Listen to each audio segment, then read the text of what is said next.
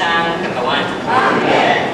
Kaya sa umaga nito, actually, iba yung napaghandaan ko. Same message, pero iba yung revelation ng Panginoon kayo ng umaga. This message actually given to me last, I think last week, brother. Kaya nag-prepare po ako sa pagpunta ng Exol, Sayang. Mix na lang, no? Pangandam na ko when I was preparing the message, the Lord enlightened me again. Iba pala yung pagliliwanag na sa ating kapatid sa isang bagay, no? Ngayon, iba yung pagliliwanag niya sa Galatians chapter 2, verse 20. At bukas, iba na naman yung ililiwanag niya sa atin. Hanggang sa makuha natin yung buong pangitain hinggil kay Kristo sa aklat ng Galacia. Mo na dinhi karon, dili ko kabalo kung saan ako pagsugod. Amen. Di ko alam kung paano ko simulan yung mensahe. But I am pretty sure na alam ko na kay Kristo ako. Amen. Kaya ang agos ng buhay na ating inawit kanina, talagang umaagos siya. Amen. Kaya sige, simulan ko na lang sa tatlong simple na question, no? Tanong para sa mga Cebuanong kapatid. Okay. Mga igsoon, ingon nga mga magtotoo bilang mga mananampalataya. Kinsa man ang nadawat nimo? Sino ba ang natanggap mo? Amen. Si Kristo. Amen. Praise the Lord. Si Kristo ang natanggap natin. Hindi ba Espiritu ang natanggap natin? Amen. Praise the Lord. So, sa dalawang bagay, sinasangayunan po natin. Okay? Si Kristo ang natanggap natin, at the same time, siya ang Espiritu ang natanggap natin. Amen. So, kamusta man nato nadawat si Kristo? Kailan po natin natanggap si Kristo? Amen. Yun yung pangalawang tanong. Actually, hindi ko hinihingi yung mga sagot po ninyo. parang malagay po tayo sa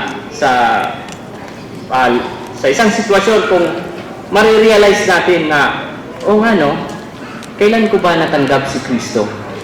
At kung si Kristo ang natanggap ko, bakit ang Espiritu ang nananahan sa aking Espiritu? Okay? Kaya pangatlong katanungan, sigurado ba yun taan Sure ka? Okay, sure. Klaro ba taan Ito ba'y maliwanag sa atin? Amen. Praise the Lord. Mga kapatid, tapos na po yung panahon na hindi maliwanag si Kristo. Ang panahon ito ay nagliliwanag si Kristo. Hindi lamang sa isang pagliliwanag. Actually, in the book of Revelation, He is intensifying His enlightening. He is intensifying His shining. Amen. Kaya mga kapatid, kung ating titingnan, klaro naman gitong tatani, no? Amen. Kay Galacia, medyo kaganina, pag-istorya na mo, medyo, yun, naadyo bikil ba? Ay na lang, explain sa ila. Ay, bikil ba? But then, I learned na naaday tayo mga gospel friend, Amen? Amen. Dahil doon ang Ginoo. Amen. Basahon sa Galacia, ang chapter 1 o chapter 2, natin makita nga Kristo, right? Nabasa na ba nato ang Galacia? Amen. Pag-abot pag yun, sa upat ka, unom naman na, sa upat ka, kanang ulahing mga chapter, kinsa na may makita na to? Ang Espiritu. Amen. So, sa duha ka nag-una, dunay Kristo. Pero sa upat nga naulahi, dunay Espiritu. Unya, unsa may kalabutan ani? Ano ang kinalaman ng Espiritu na to sa apat na chapter na to? Amen. Ano kayang kinalaman ng Espiritu na to sa atin? Amen. Una, sa chapter 3, kinakailangan makita natin na kailangan natin ang Espiritu na to para sa ating, para mabatunan na to ba ang Diyos nung kinabuhi. Okay? Para matanggap natin ang dibinong buhay ng Diyos. Amen. Sa chapter 4, to be born of God. Para maipanganak ta sa Diyos. Okay? Unya sa chapter 5, dinhi na ang application. Kinahanglan mabuhi o maggawi sa naipanganak nga kinabuhi. Kailangan pala natin ipamuhay yung divinong buhay na ating natanggap. Kaya sa chapter 6, ito na, to take the divine purpose as our goal. Okay? So, yun pala yun. Kaya pala, nagkaroon tayo ng buhay ng Diyos kasi merong layunin. Amen? Ngunang si Apostol Pablo sa Book of Galatians, labi na gyud sa chapter 3 mga igsoon, kita sa 1-2, di ba, si Kristo? Pag abot sa chapter 3, medyo halang gamay ang iyang pagpamulong. Kabantay mo? Unsa may yang giyon? Medyo maanghang na yung maanghang yung pananalita ni Apostol Pablo. Bakit nga ba? Sabi niya sa Galatians chapter 3 verse 2, "This only I wish to learn from you." Ito lamang ang gusto kong malaman sa inyo. Did you receive the Spirit? Amen. How? Out of the words of law? No. But out of the hearing of faith. So, natanggap natin yung Espiritu mula sa pakikinig sa salita ng Diyos. At ang salita ng Diyos ang nagdala sa atin ng pananampalataya. Ibig sabihin, nung ating narinig ang pananalita ng Diyos, nagkaroon tayo ng appreciation. Hindi ko malimutan si Brother Jerry sa Caloocan nito. Nagkaroon tayo ng appreciation. At the same time, He is sowing the seed of life into our hearts. Pagkatapos noon, yung binhi na yun, yun pala yung pananampalataya, mga kapatid. Mao na ito ang atong pagtuo. Mao nang dinhi, natingala si Pablo. Kung atong basahon ng una ani, nihisgot yun siya. Buang-buang mong taga-Galasya. Are you foolish? Oh, Galatians. Hangal kayong mga taga-Galasya. Medyo maanghang, no? Ano ba siya, mga kapatid? Nagmura ba siya? O ano ba purpose niya nang sinabi niya yun? Actually, hindi siya nagmura. Hindi niya pinagbumura yung Galatians, mga kapatid. Yung mga kapatid sa Galatians. Ang purpose na yun ng kapatid is para gumising ang mga Galatians. Dahil silang lahat ay parang ginayuma. Parang ginayuma. Ano ba yun? Di ko kasi alam yung bewitch sa Tagalog. Gayuma, right? Ginayuma. Kung sa amin, mas malalim to, brother, hindi lang ginayuma. Gilamat pa to, parang minunto. Kinulam. Sa inyo, ginayuma pa. Sa Bisaya, Cebuano, kinulam na. Kasi sa amin, bewitch yun eh. Ayun, may kukulangan tayo sa translation, mga kapatid, no? Pero ito yung purpose. Kinsa may naglamat ninyo, nga nung mibiyaman mo nining pagpangalagara. Nga man, munang sa tristingon siya, "This is only I wish to learn from you." Gusto gid nako, buot gid nako, maghibalan sa inyo. Did you receive the Spirit out of the words of the law? Nadawat ba ninyo ang Espiritu? Pinagi anang pagsudong ninyo? Pagsunod ninyo anang kasuguan? Natanggap nyo ba yung Espiritu dahil sa inyong pagsunod sa kautusan? Kaya sinabi niya, we receive the Spirit out of hearing of faith. Amen.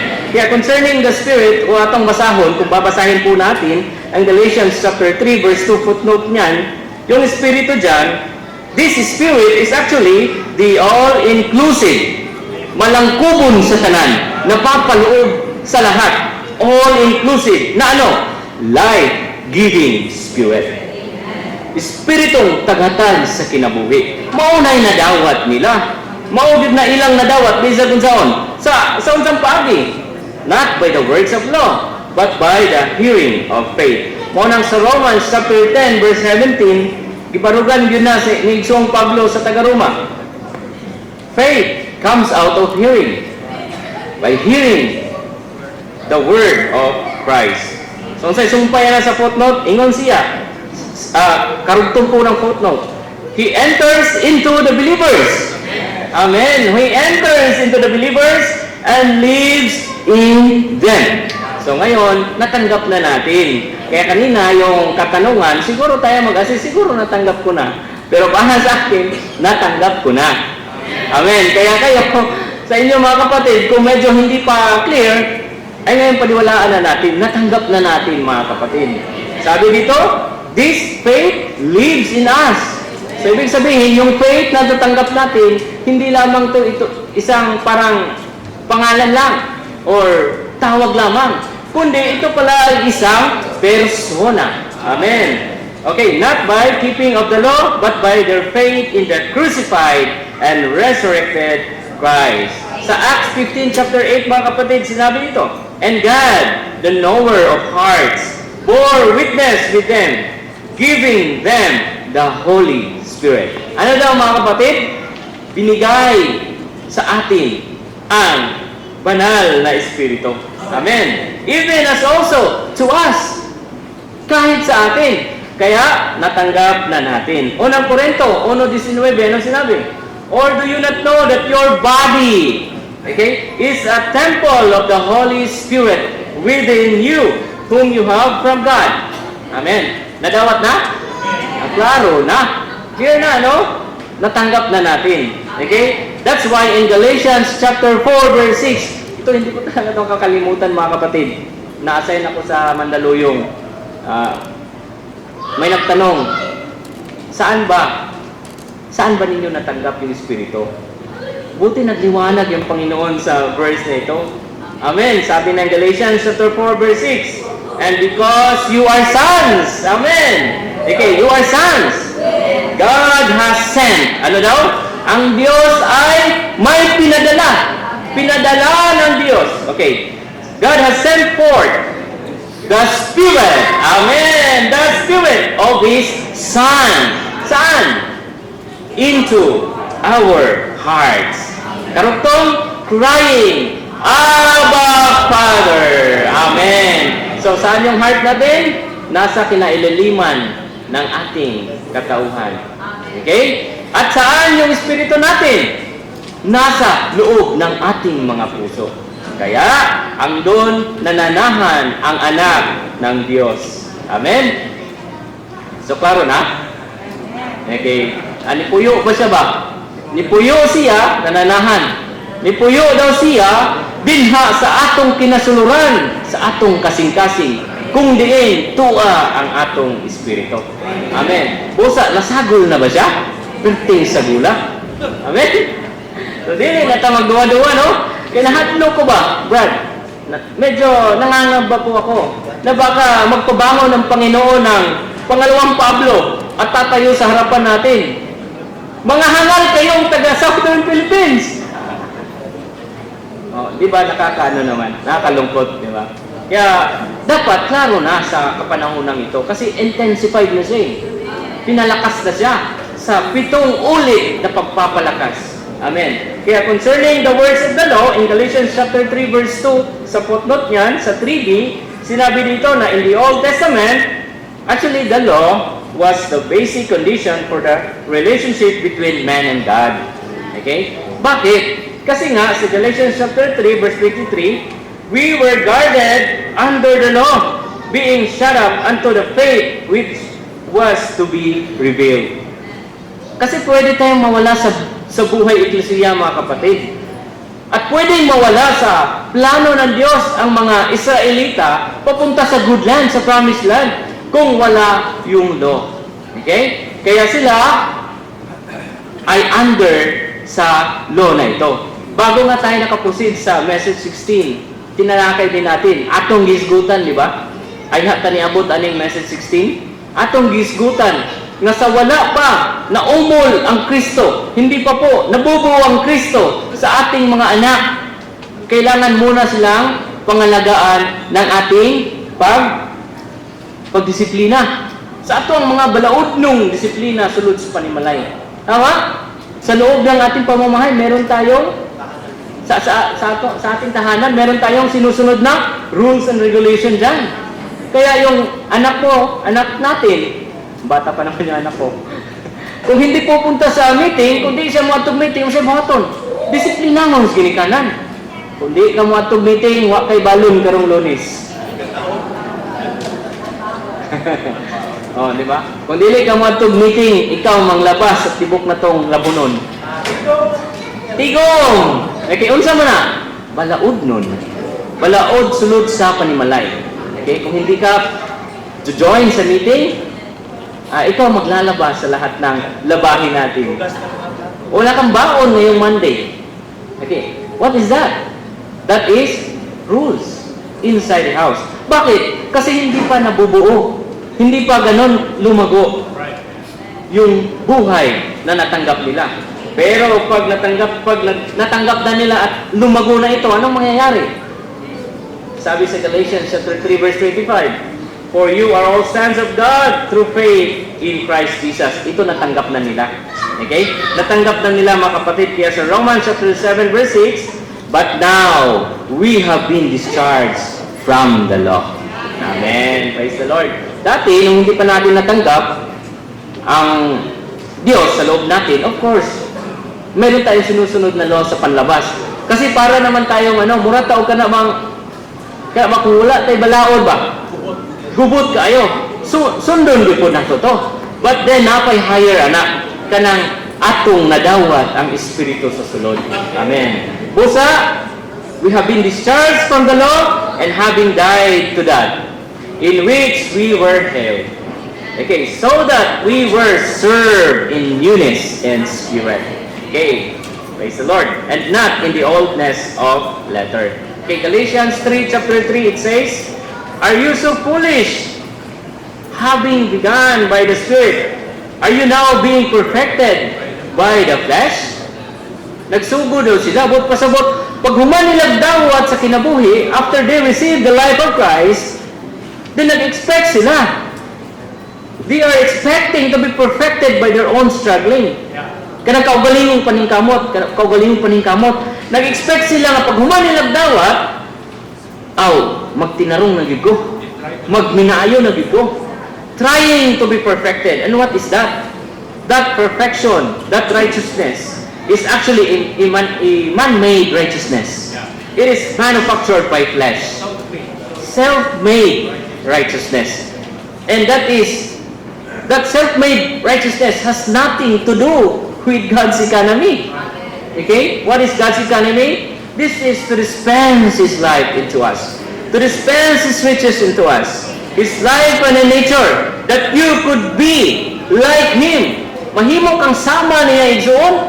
Mahimo kang sama niya, pinaagi siyang pagpaambit siyang kinabuhi nga ninato. Pero kung magminaayo ka sa imong kaugalingon, way liso-liso sa espiritu, malayo gyud ka sa iyang tumong. Amen? Mao na dinhi gipukaw gyud ni Apostol Pablo sila kay murag natulugan. Nakakatulog kay sila ning pagsudong sa kaning ko wala lang yung taga spillpin nindot kay batbaton ba do? Mura ro pagitag nga sabahan ning ato ning batbaton no? Ganahan mo kay tani, no? Ay translate nila, may son, amen. Okay, kay bisan klaro na kayo sila. Klaro na kayo sila sa Kristo nga gilansang. Kay gipadayag sa ila apostol pay nagpadayag sa ilaha. Pero nagsigi ra gihapon sila sudong sa kasuguan. Busa maigsuon Galatians chapter 3 verse 1 naingon gud siya. "Oh, foolish Galatians, who has bewitched you?" Kinsa may naglamat